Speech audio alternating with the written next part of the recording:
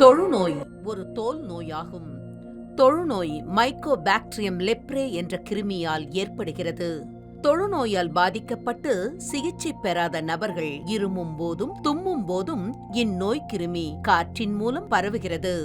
Mycobacterium leprae கிருமியானது ஒரு நபரின் எதிர்ப்பு சக்தி குறையும் போது தொழுநோயின் பாதிப்புகளை ஏற்படுத்துகிறது. தொழுநோய் தோல் மற்றும் நரம்புகளில் பாதிப்பை வெளிப்படுத்துகிறது. தோலில் உணர்ச்சி இல்லாத தேமல், நிறமாற்றம், பளபளப்பு, சிறு முடிச்சு போன்ற கட்டிகள், முடி உதிர்தல், வியர்வை அற்று உலர்ந்து போதல் மற்றும் ஆறாத புண்கள் ஏற்படுகிறது. ஆரம்ப நிலை உணர்ச்சியற்ற தேமல் தென்படும் போது சிகிச்சை பெறுதல் அவசியம். அவ்வாறு சிகிச்சை பெற்றால் இந்நோயை முற்றிலும் குணப்படுத்த முடியும். ஆரம்ப நிலை சிகிச்சை எடுக்காத பட்சத்தில் இந்நோயால் நரம்புகள் பாதிப்பு கண், கை, கால்களில் ஏற்படுகிறது. கண் பாதிக்கப்படும் போது கருவிழி உணர்தல், கருவிழியில் புண்கள், கண்கள் மூட இயலாமை, பார்வை இழப்பு ஏற்படுகிறது. கைகளில் மணிக்கட்டு தொங்குதல், மதமதப்பு, விரல்கள் மடங்குதல், தசை பலவீனம், உணர்ச்சியின்மை, ஆறாத புண்கள், பொருட்களை எடுக்கவோ பிடிக்கவோ இயலாத நிலை ஏற்படுகிறது. கால்களில் ஏற்படும் பொழுது கால்கள் தொங்கிப் போதல், கால் விரல்கள் மடங்குதல், ஆறாத புண்கள், தசை பலவீனம், காலணிகள் அணிய இயலாத நிலை, உணர்ச்சியின்மை ஏற்படுகிறது. தொழுநோய் தோலில் உள்ள தேமலில் பேனா மூலம் உணர்ச்சியின்மை கண்டறிதல், நரம்புகள் தடித்திருப்பதை மருத்துவர் பரிசோதனை செய்தல், திசு பரிசோதனை மூலமாக உறுதி செய்யப்படுகிறது. கூட்டு மருந்து சிகிச்சை 6 அல்லது 12 மாதங்கள் எடுப்பதன் மூலம் முற்றிலும் தொழுநோயை குணப்படுத்த முடியும். தொழுநோயால் ஏற்படும் எதிர்வினை விளைவுகளை ஆரம்ப நிலையிலேயே கண்டறிந்து குணப்படுத்துதல் அங்க குறைபாடு ஏற்படாமல் தடுக்கும்.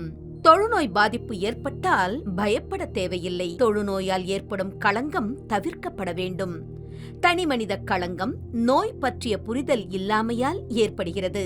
மருத்துவரிடம் ஆலோசனை பெறுவதன் மூலம் இதனை தவிர்க்கலாம். குடும்பத்தில் அல்லது சமுதாயத்தில் ஏற்படும் களங்கத்தை போதிய விழிப்புணர்வு ஏற்படுத்துவதன் மூலம் தவிர்க்கலாம். தொழுநோயால் பாதிக்கப்பட்டவர்களை வெறுத்து ஒதுக்குதல் கூடாது. அவர்களின் கண்ணியம் காக்கப்பட வேண்டும். மாவட்ட அளவில் தொழுநோய்த்துறையின் துணை இயக்குநர்கள் கண்டறியப்பட்ட புதிய தொழுநோயாளிகளை ஆய்வு செய்து அவர்களை பரிசோதித்து உறுதிப்படுத்தி தேவையான ஆலோசனைகளை வழங்கி தொடர் நடவடிக்கைகள் கண்காணிப்போடு செய்து வருகின்றனர். அது மட்டுமல்லாமல் ஒவ்வொரு மாவட்டத்தின் மாவட்ட சுகாதார அலுவலர்கள் மற்றும் மாவட்டத்தின் இணை இயக்குனர் நலப்பணிகள் இவர்கள் இணைந்து தொழுநோய் கண்டறிதல் முகாமை சிறப்பாக செயல்படுத்திட நடவடிக்கை மேற்கொண்டு வருகின்றனர். தமிழ்நாடு அரசின் மாண்புமிகு மருத்துவம் மற்றும் மக்கள் நல்வாழ்வுத்துறை அமைச்சர் அவர்களால் தமிழ்நாடு சட்டப்பேரவையில் வெளியிடப்பட்ட அறிவிப்பின்படி முதல் நிலை அங்க குறைபாடு ஏற்பட்ட 108 வட்டாரங்களில் 2 கட்டங்களாக தொழுநோய் ஆய்வு செய்திட திட்டமிடப்பட்டுள்ளது. தொழுநோயால் ஏற்படும் 2ஆம் நிலை அங்க குறைபாடு குறைந்த அளவு தொழுநோயாளிகள் கண்டறியப்பட்ட வட்டாரங்கள் என 135 வட்டாரங்கள் மற்றும் 49 நகரப் பகுதிகளில் 2 கட்டங்களாக தொழுநோய் ஆய்வு செய்திட திட்டமிடப்பட்டுள்ளது. இந்த தொழுநோய் கண்டறிதல் முகாமில் 18,135 ஆய்வுக் குழுக்களும் 3,628 மேற்பார்வையாளர்களும் ஈடுபடுத்தப்பட உள்ளனர்.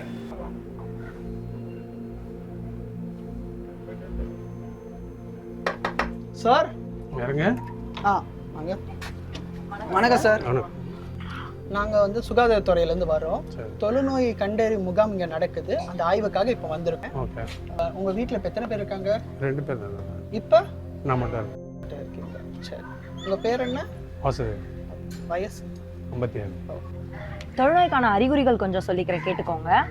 தோலில் சிவந்த மற்றும் வெளிர்ந்த உணர்ச்சியற்ற தேம்பல், உணர்ச்சியற்ற தேம்பலில் முடி உதிர்தல், தோல் தடித்து காணப்படுதல், தோல் பளபளப்பாக இருத்தல் அல்லது எண்ணெய் பூசியது போல் இருத்தல், தோலின் மேல் சிறு முடிச்சு போன்ற கட்டிகள், கண் இமைகள் மூட இயலாத நிலை, கண்களில் புண்கள் அல்லது கருவிழிகளில் வெண்மையாக இருத்தல், மூக்கு தட்டையாக இருத்தல், காது மடல் தடித்திருத்தல், கை விரல்கள் மடங்கி இருத்தல், கைகளில் மற்றும் கால் பாதங்களில் ஆறாத புண்கள் இருத்தல், கை மணிக்கட்டு தொங்கி இருத்தல், பாத தளர்ச்சி, கைகள் மற்றும் கால்களில் கூச்ச உணர்வு, கைகள் மற்றும் கால்களில் மதமதப்புத்தன்மை, கைகள் மற்றும் கால்களில் உணர்ச்சி இல்லாமை, கைகள் மற்றும் கால்களில் தசை பலவீனம், கையால் பொருட்களை எடுக்கவோ அல்லது பிடிக்கவோ இயலாமை, குளிர்ச்சியான மற்றும் சூடான பொருள் என அறியாத கைகள் மற்றும் கால்கள், கால் விரல்கள் மடங்கியிருத்தல், நடக்கும்போது காலணிகள் கழன்று போதல்.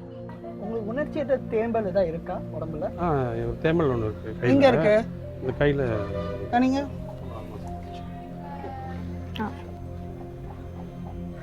தெரியுதா? தெரியுதா? தொடரன் தெரியுதா? தொடரன் தெரியுதா? அந்த கை, ரெண்டு கை எப்படி வைங்க? எப்படி?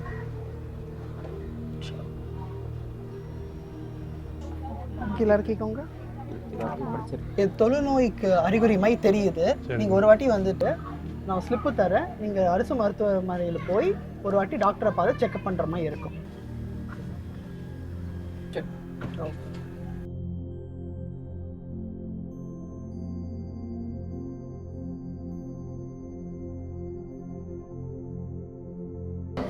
ஓகே. தேசிய தொழுநோய் ஒழிப்பு திட்டத்தின் கீழ் சில குறிக்கோள்கள் இருக்குது. அதில் முக்கியமான விஷயம் பார்த்தீங்கன்னா நோய் பரவலை தடுப்பது. அதை தொடர்ந்து சைல்ட் டிரான்ஸ்மிஷன், குழந்தைகளிடம் அந்த நோய் பரவுவதை தடுப்பது, அங்க குறைபாடு டிஃபார்மிட்டிஸ் அது இல்லாமல் பார்த்துக்கிறது. அது மட்டும் இல்லாமல் தொழுநோய் பற்றின ஒரு ஸ்டிக்மா, களங்கம் இல்லா நிலை உருவாக்குதல். இதுதான் முக்கியமான குறிக்கோளை நம்ம பார்க்குறோம். தமிழ்நாட்டில் உள்ள தொழிற்சாலைகள், கட்டுமான பகுதிகள், புலம்பெயர் தொழிலாளர்கள், உணவகங்கள், காய்கறி, பழங்கள், அங்காடிகள் இவற்றில் பணிபுரியும் தொழிலாளர்களுக்கு தொழுநோய் பரிசோதனை செய்யப்படுகிறது. நோய் பாதிப்பு உள்ளவர்கள் கண்டறியப்பட்டு உடனடி சிகிச்சை அளிக்கப்படுகிறது. வெளிமாநில தொழிலாளர்களுக்கு தொழுநோய் பாதிப்பு இருப்பின் அந்தந்த மாநிலங்களுக்கு தகவல் கொடுக்கப்படுகிறது. தொழுநோய் பாதிப்பு கண்டறியப்பட்டவுடன் அவர்களின் குடும்ப நபர்கள், அருகில் வசிப்போர்களுக்கு ரிபாம்பிசின் மாத்திரை ஒரு நபருக்கு 1 மாத்திரை தடுப்பு மருந்தாக வழங்கப்படுகிறது. ஸோ அதனால் இப்போ வருகின்ற ஆகஸ்ட் மாதத்திலிருந்து அடுத்த வருடம் பிப்ரவரி மாதம் வரையிலும் நம்ம லெப்ரசி கேஸ் டிடெக்ஷன் கேம்பெயின் வந்து லான்ச் பண்ணுறோம். ஸோ வீடு வீடாக வரக்கூடிய நம்முடைய சுகாதாரத்துறையிலேருந்து இருக்கக்கூடிய வாலண்டியர்ஸ் அண்ட் அரசு அலுவலர்களை கண்டிப்பாக நீங்கள் வரவேற்று தொழுநோய் இல்லா தமிழ்நாடை படைக்க அனைவரும் உறுதியேற்போம். தொழுநோய் பரவல் இல்லாத, தொழுநோய் பாதிப்பு இல்லாத, தொழுநோயால் ஏற்படும் அங்க குறைபாடு இல்லாத, தொழுநோயால் ஏற்படும் களங்கம் இல்லாத தமிழ்நாடு இந்தியா படைத்திட அனைவரும் ஒன்றிணைவோம். நோய் நாடி நோய் முதல் நாடி, அது தணிக்கும் வாய் நாடி வாய்ப்பச் செயல். ஒரு நோய் வருகிறது என்றால் அந்த நோய்க்கான மூல காரணம் அதையும் அறிந்து அதற்கு ஏற்ற தீர்வை தருவதுதான் சிறந்தது. தொழுநோய் இல்லாத தமிழ்நாடு இந்தியா என்னும் இலக்கை எட்டிட அனைவரும் உறுதியேற்போம்.